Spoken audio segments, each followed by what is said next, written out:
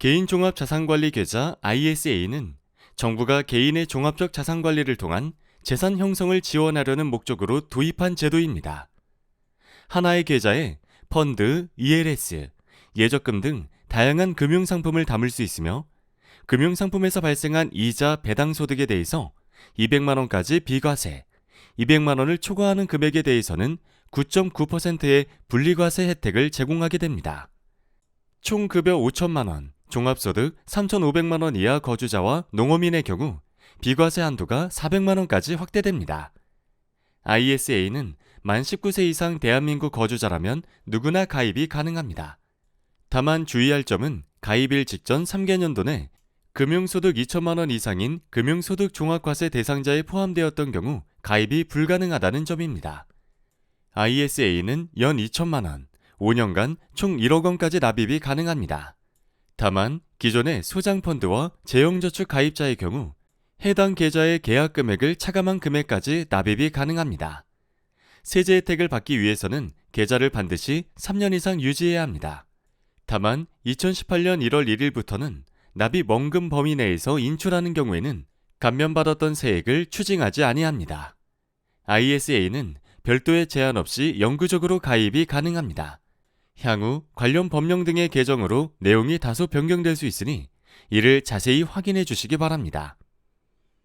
ISA를 통해 담을 수 있는 상품은 펀드, 파생결합증권, 예적금 등과 같은 예금성 상품, 상장 주식 등 크게 4가지입니다.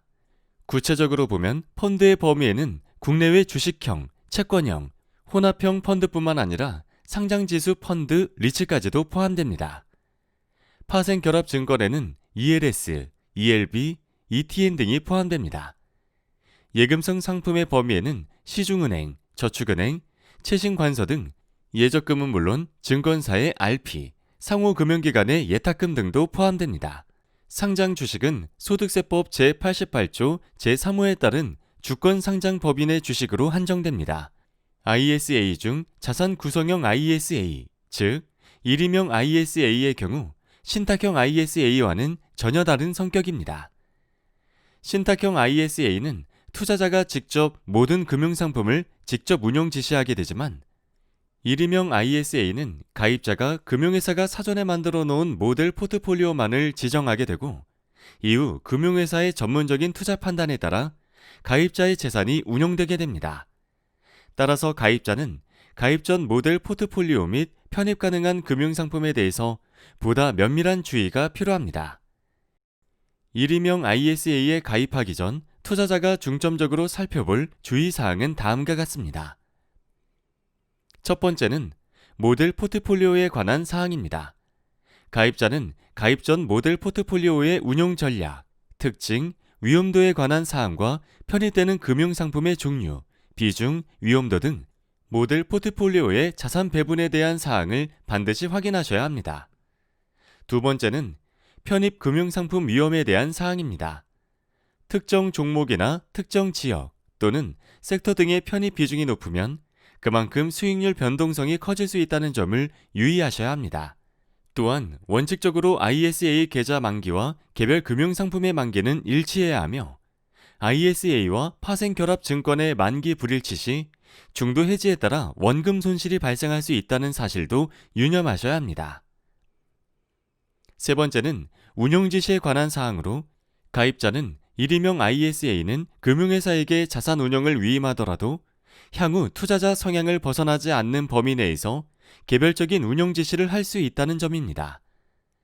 마지막으로 ISA의 세제 혜택, 투자자가 부담하는 보수 수수료에 관한 사항 등 계약 체결 전반에 관한 사항을 반드시 이해하시고 가입하시기 바랍니다.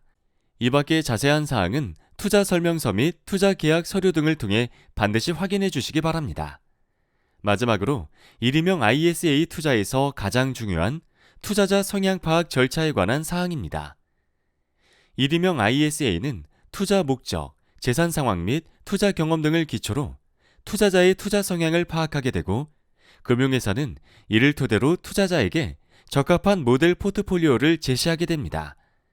따라서 자신의 투자 성향에 맞는 금융상품을 가입하기 위해서는 앞으로 진행될 투자자 성향 파악 질문에 대해서 충실하게 답변하셔야 합니다.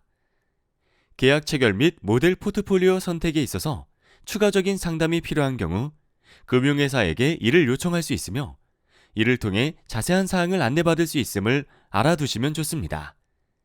지금까지 경청해 주셔서 감사합니다.